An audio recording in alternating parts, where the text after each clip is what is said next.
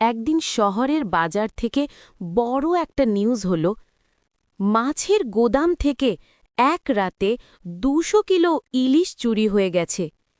টমি চোখ ঝাপসা করে বলে,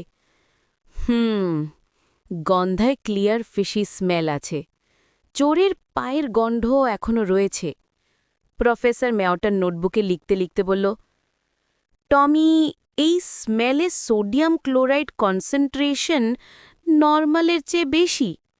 মানে চোর পানিতে ডুবেছিল নাকি? দুজনে ট্রেস ফলো করে একটা পুরনো ঝিরির দিকে গেল।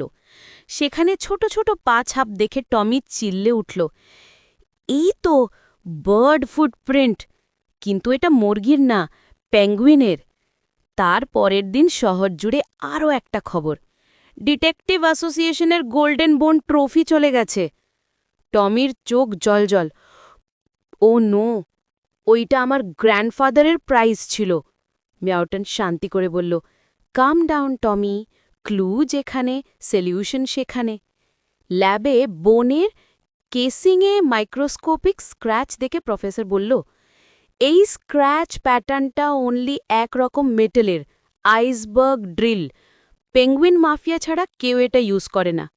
ক্লু ফলো করতে করতে দুজনে পৌঁছল নর্থ ঘাটের পাশের একটা ফ্রিজার ঘাড়ের মধ্যে। ভেতরে গিয়ে দেখে ২০ জন পেঙ্গুইন ব্ল্যাক স্যুট সানগ্লাস পরে মিটিং করছে।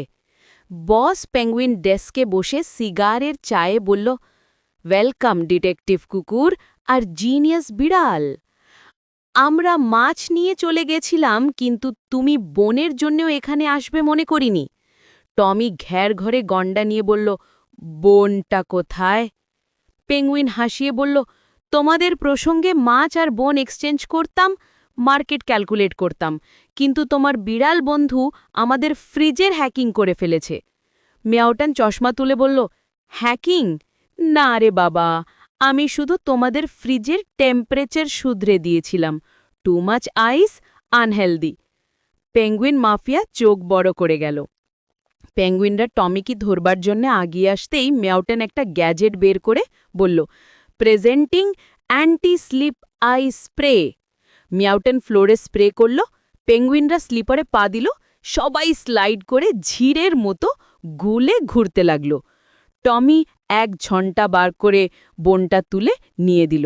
বস পেঙ্গুইন শেষ পর্যন্ত হাত তুলে বলল, ওকে ওকে, দুজনেই আমাদের হারেললি, এবার আমাদের শান্তিতে মাছ বিজনেস করতে দাও।